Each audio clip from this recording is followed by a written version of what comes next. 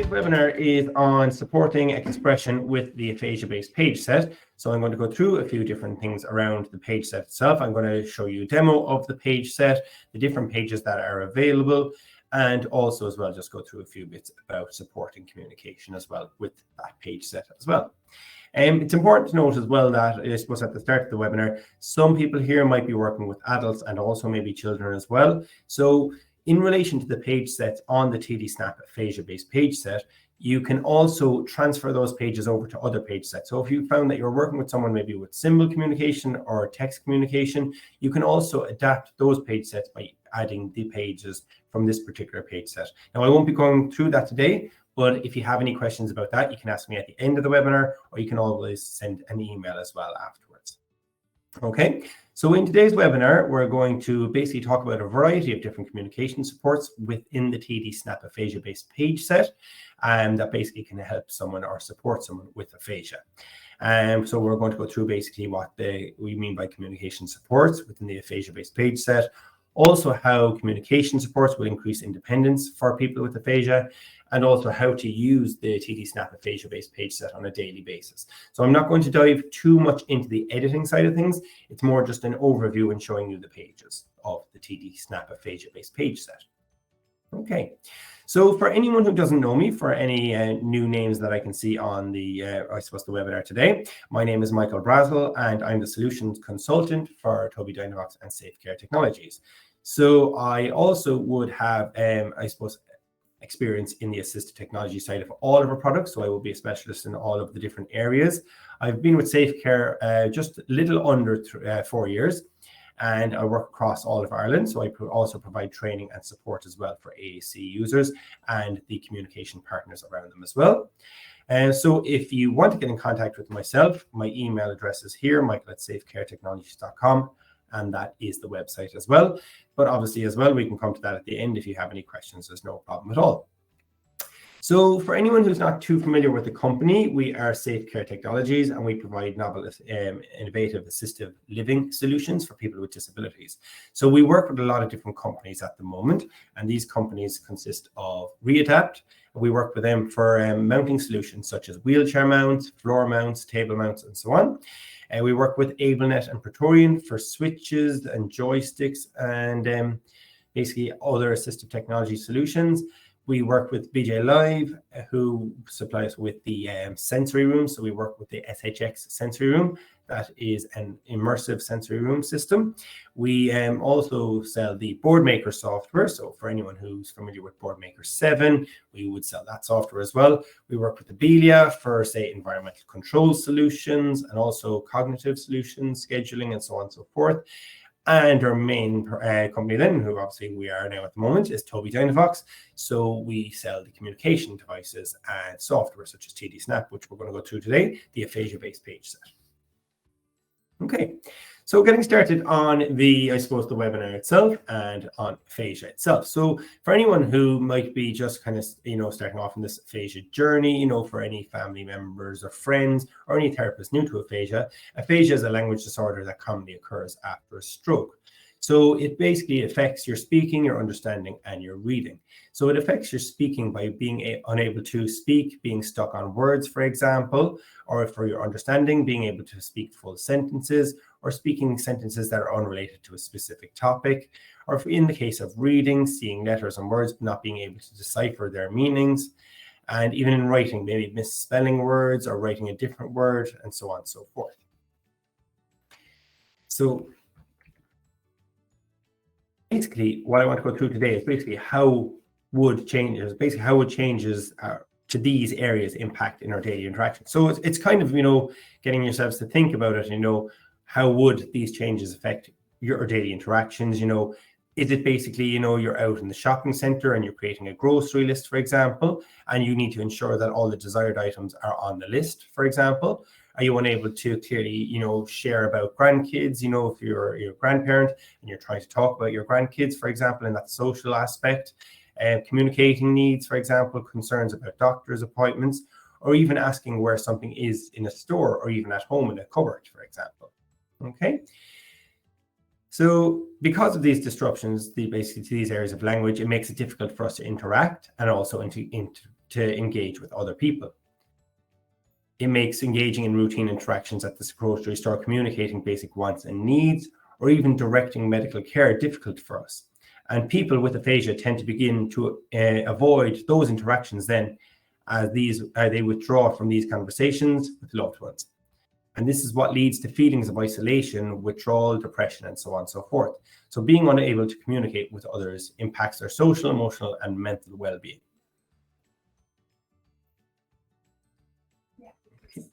So I suppose what I want us to think about as well is, how have we communicated so far today? What ways have we communicated? What methods? So, if you think about that, maybe, it's getting up in the morning and saying goodbye to someone in the house, or even, waving at your neighbor, for example, or even, raising your eyebrows, expressing, something to a story, a surprise at a story, or even texting a friend, or even writing your grocery list for the shop. And even an expectant look at your child who is doing something they've been told not to do, for example. Okay.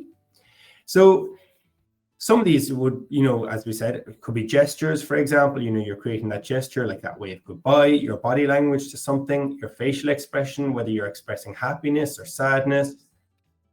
You've got, for example, writing something. So, if you're writing particular, a document in work, or even if you're drawing a picture, if you're an artist, or you're just simply drawing a little, picture at home to remind yourself of something.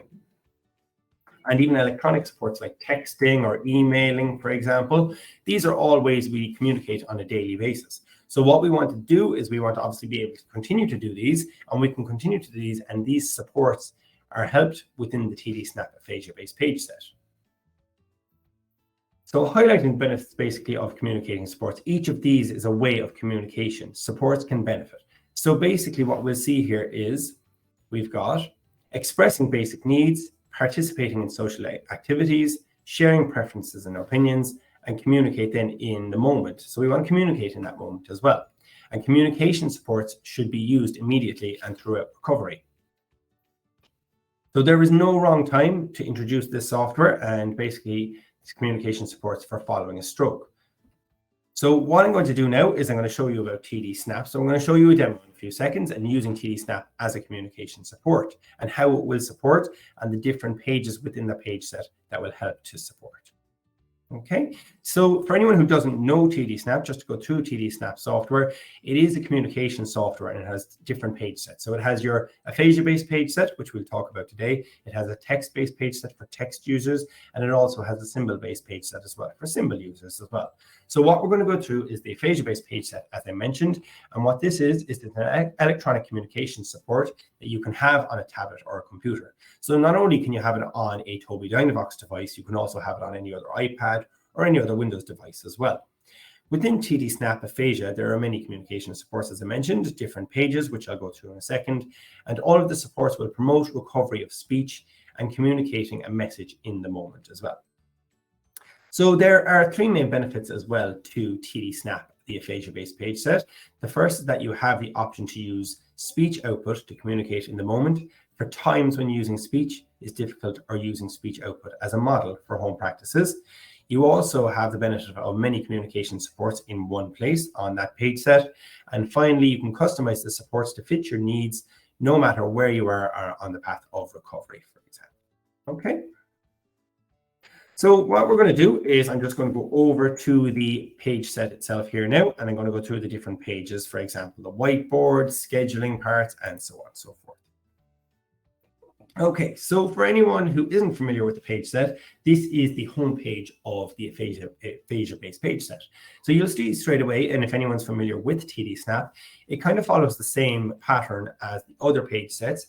You have your toolbar on the left-hand side with your word list, your quick fires, your whiteboard, and dashboard as well, which you'll see in a second.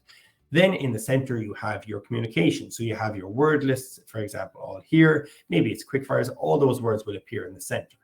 Okay, so just to show you the first area here, your word lists. Okay, so straight away when I click into word lists, we have lots of different categories, for example, here. So we've got names, people, places, food, drinks, body and health, and so on and so forth. So there's lots of different ones here.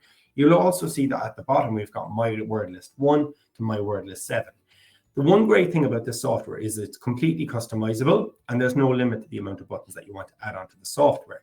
So topics that might not be here that you might want to speak about, you can add in yourself, okay? So you can customize and add in your own. You can use the symbols that are on the software, and you can also use your own photos as well. Within this page set as well, so if I click into, say, for example, food, you'll see here now we've got food items as well, okay? But one great thing that this software has brought as well is what we call in-contextual symbols as well. So these are more detailed symbols, and these are for, just to show that there's more context to a photo. So if I go into this particular area just to show you, you have more context to the photo. So grandchildren, you have more pictures, you have, a person sitting on a chair, you have more people around, the grandchildren around the actual picture. So it's not just a basic picture, like, for example, what you might have seen with the PCS symbol page set for, if I was asking for a drink of water, there's just one glass of water. In this particular instance, you might have, a person sitting at a table, you have someone pouring a glass of water from a jug into the glass itself, okay? So they're your in-contextual symbols, and I'll show you more about them as we go through the page set itself. Okay, so the word list, as I go in, you'll see food items. We have different types of food items we can add in, and again, customize them to the specific user. If it's home, again, the different areas in your household, for example, you might have specific names. Again, you can customize that to that.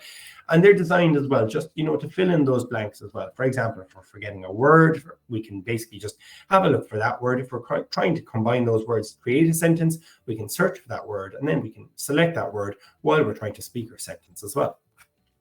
Underneath word lists, we've also got quickfires, and you'll see quickfires are common enough between all page sets as well. Our quickfires are there are quick phrases, for example, quick answers to questions. Would you like a glass of water? Yes or no. How are you feeling today? I'm good or bad. Or a simple hello or goodbye as well. So we can use the quickfires for that section.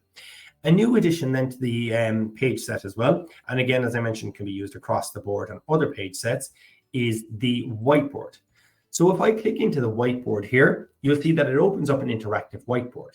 And what I can do with this particular whiteboard is I can actually start to communicate using that. So, I'm using my mouse here now, so it's quite hard when you're using your mouse. But if you're using the touchscreen, it's quite easy to just actually draw with your hand. So, it could be a simple hello.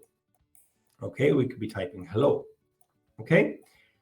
And then you can basically say, oh, my name is Michael. So I can change the color. I can say, this is my name. My name is Michael. So I can type up my name.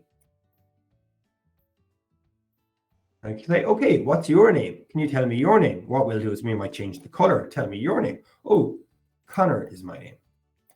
Okay. So it's just another alternative to communication. It's another way for us to be able to communicate. We might be able to communicate by actually writing the word out. So we might not be able to, specifically see the word or, on the actual device or say the word, but we are able to write it out. So we might write it out instead. We can say, oh, my name is Connor.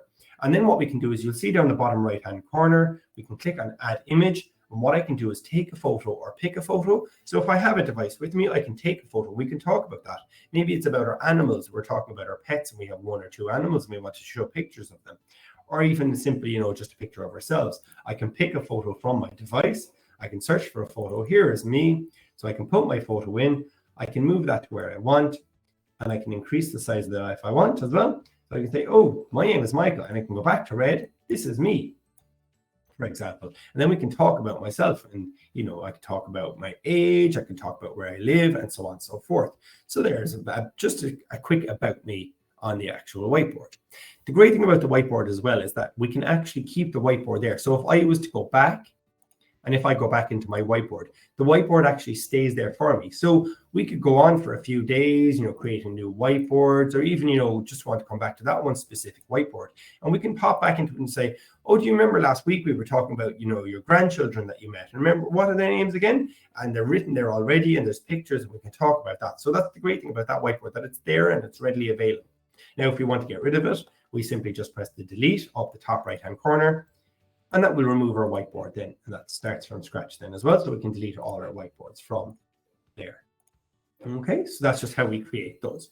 So to go back then to our page set, we just simply click the back button at the top left-hand corner. That brings us back into our page set, or aphasia-based page set. So below whiteboards, you also see topics grid and topics visual scenes. So in this particular area, they're quite similar. They're both based around topics. But one being grid, it's based around symbols, and the other being visual scenes, it's based around imagery. So again, there's two different ways of communicating here as well. So we can go to the grid first of all, and you'll see you have different topics again, or different categories: my info, family, if you want to speak about your aphasia, hobbies, meals, weather, feelings, and so on and so forth. There's lots of different ones here again. And again, it's completely customizable. So we can add our own page set, our pages in here, our own topics or categories as well. So if I was to select something like, for example, family, you'll see I can add in buttons about my children, about my grandchildren, about if I'm married and what's my spouse's name, for example, my children's names, and so on and so forth. So you can add in as much detail as you want in relation to buttons there as well. So you'll see there now, that's your topics grid menu. But if I pop into topics visual scenes, again, you're seeing the same categories: my info, family, aphasia, hobbies, meals, and so on and so forth. So again, you're seeing the same categories, but the difference is if I select one of these, for example, and if I go into appointments here, we can go in and we can actually take a photo of the specific, you might have a specific doctor that you go to regularly. You might want to take a photo maybe in the reception area with the receptionist and the doctor, like this photo, and yourself in the photo. So you can say, this is my doctor, this is, the reception. And so just to familiarize yourself and just say, oh, I need this doctor, I need to go to that doctor. And you can also have that vocabulary around the particular scenario as well, or, that theme itself. So again, we can have, I need help with my appointment. What is the next appointment available? So that's, communication around booking your appointment, but you can also have communication about, needing to go to the doctor and so on and so forth. Even putting in as well, you can put in your dates. You can schedule in your dates into the software. You can put the dates in so that when I select them, I can say my next appointment is on the 20th of July, for example. Okay, so you can add all those into your topics visual scenes, and you'll also see within the visual scenes we've got scripts and appointment words. So again, there's additional topic words, appointment words here that I can go into. And again, they're the days of the week, for example, for my appointment, the word appointment itself, scheduling. And again, we can add in more text into this as well. So for example, if I select appointments, it's just saying appointment at the moment, but I can put in my next appointment is at a certain date and a certain time, so that when I click on appointment, it's going to tell me my next appointment, and I can remember that then as well. I can check if it's morning, afternoon, or nighttime is my appointment, and so on and so forth.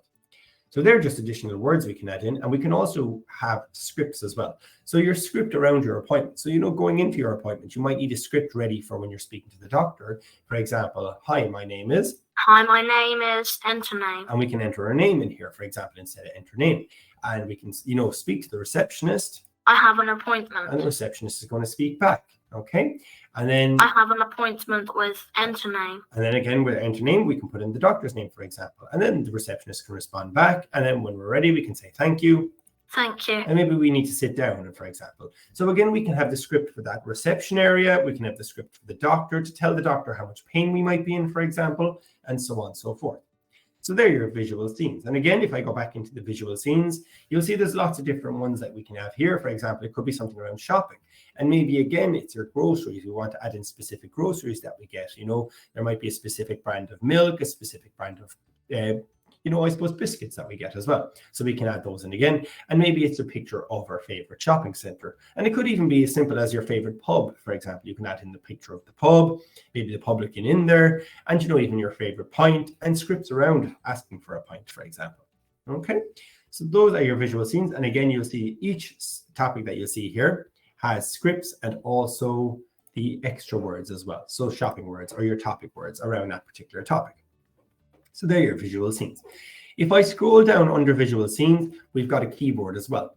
So your keyboard, you'll see it's a QWERTY keyboard. And the great thing about this keyboard as well is it has the predictive as well. So if I start to type, for example, I'm just going to speak, hi, how are you? Hi, H. Okay, you'll see the predictive comes up at the top, so I can speed up my conversation by selecting the predictive words. How are you? Okay, so that will help then as well jog my memory in relation to specific words that I'm trying to remember as well.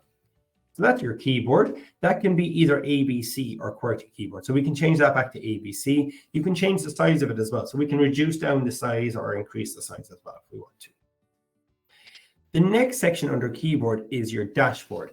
And within your dashboard, we've got things like your date, your time, and your day of the week, for example. So again, if we can't remember the day of week, we can be in dashboard and we can select the day. Wednesday. So today is Wednesday, and what's the date? The 6th of July, 2022. And finally as well, the time of the day. 13:23. Okay, so you have those options there. You've also got these additions of calendar and photo album. So again, the calendar I've seen will be transferred over to other page sets, for example, the symbol-based page set, the text-based page set, because it's quite handy for scheduling. So if I click in here, we've got daily activities, we've got weekly activities, we've also got a calendar for 2021, which is probably no good to us now, but we have a calendar for 2022 as well. So I'll start off by showing you the daily activities. And within the daily activities for our communication, we can schedule our half-hourly, appointments throughout the day. Now, we might want to reduce that down. We can, maybe take out each half an hour and just have it as an hourly scheduling. That's no problem as well. And again, as I mentioned, and going back to that as well, the software is completely customizable. So you can even add in an extra 15 minutes with every 15 minutes or every hour or every, it could be morning, afternoon, evening, for example. So you could really reduce it down or increase it as much as you want. And in this particular one, this is just kind of even giving you ideas. You have the time on the left. 7 a.m. 7:30 a.m. Okay. 8 a.m. And on the left-hand side, these blank sections here, we can add in what we want to do on that half hourly. So maybe 7 a.m., I can just quickly go into the settings, click on a button here, and I can say 7 a.m. we wake up. Okay. We can have that there, and maybe at 7:30, we have breakfast. Okay. And then maybe the message could be eat porridge, or eat cereal. Okay, so we can have wake up, and then eat cereal. Eat cereal. It says have breakfast, but we can say eat cereal. So it doesn't necessarily have to be the exact same as well. Okay, so that's just how you would do that. Jumping back here now again to show you the weekly schedule. The weekly schedule has more context to it because it's basically your days of the week. So we have Monday to Sunday, but then again, we have morning, noon, afternoon, evening, and night. So it's reducing down the amount of times or intervals within the day, but it is giving you a daily one for the whole week then as well. Again, going back to the customization side of it, if you want to add in more, you can, of course, add in maybe, you want to do a half hourly. We could have it half hourly down the left so that, you have your rows of half hourly, but you still have your days of your week. So you're creating this full schedule for the week then as well. And again, you're just adding in your specific, tasks or activities or what's scheduled within the buttons in the center of the box, basically.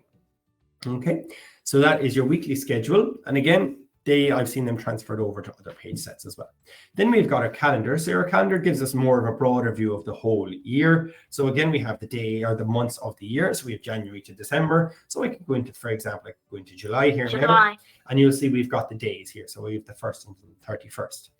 Again, if we wanted to, we could create a schedule for each day as well. So I could create a link within each button so that on the 8th of July, I can click on 8, and that would bring me into a daily schedule for the 8th. I could do that. Or if it's just one thing that we're doing on a specific day, I might want to put in the text next to 8 to say maybe, for example, on the Friday the 8th, we're going shopping.